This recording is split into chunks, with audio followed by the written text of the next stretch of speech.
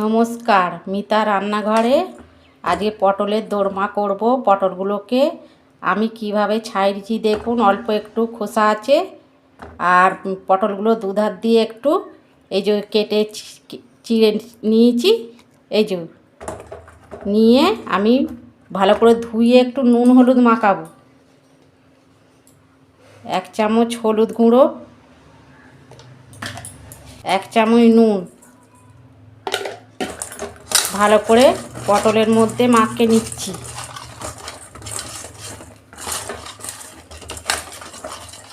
পাঁচশো গ্রাম পটল আছে। কড়া বসিয়েছি, এবার তেল দিয়ে দিচ্ছি, পটলগুলো ভাজবো।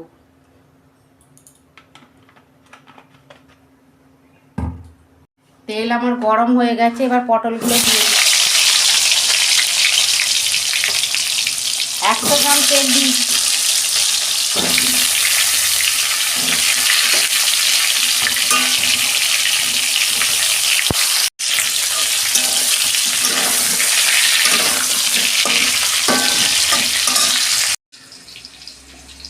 এক চামচ ধনে দিচ্ছি, ধনে গুঁড়ো। 1 চামচ হলুদ, 1 চামচ জিরে গুঁড়ো। মশলাটাকে গুলে নিচ্ছি।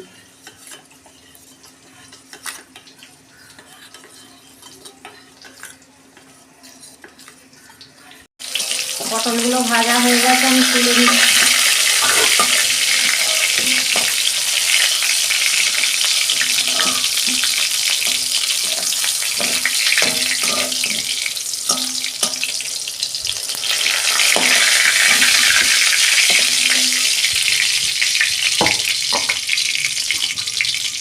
এবার ওই তেলে ডালচিনি, এলাচ, লবঙ্গ দিয়ে দিচ্ছি।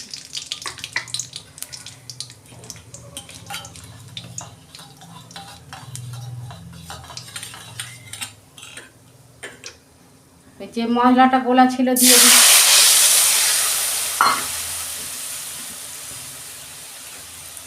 লঙ্কা বাটাটা দিয়ে দিচ্ছি।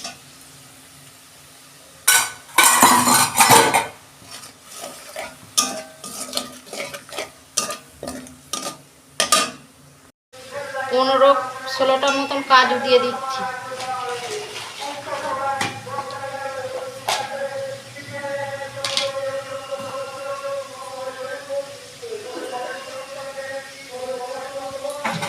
পোস্ত দিয়ে দিচ্ছি।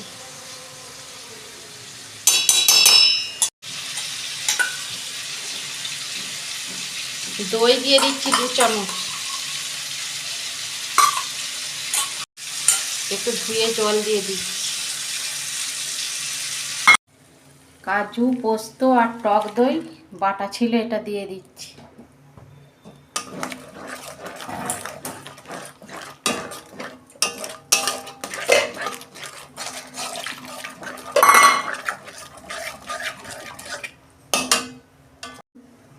এক চামচ কাশ্মীরি লঙ্কা গুঁড়ো, নুন দিয়ে দিচ্ছি। 1 চামচ চিনি দিয়ে দিচ্ছি। গ্যাসের ফ্লেমটা আস্তে করে পটলগুলো দিয়ে দিচ্ছি।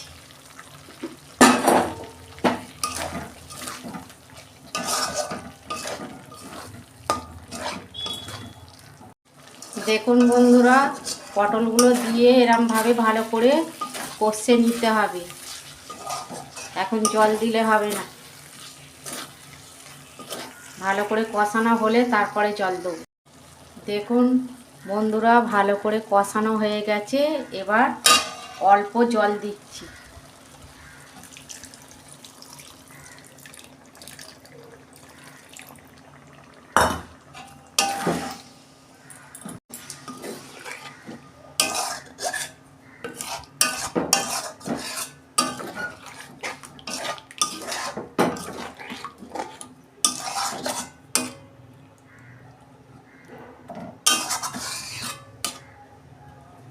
আমি একটু ঢাকা দিয়ে দিচ্ছি।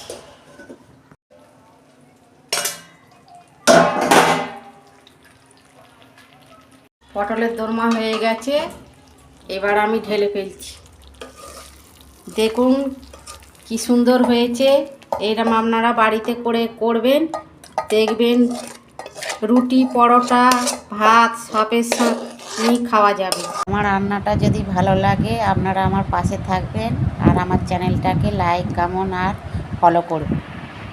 দেখা হচ্ছে পরের ভিডিওতে। সবাই ভালো থাকবেন। নমস্কার।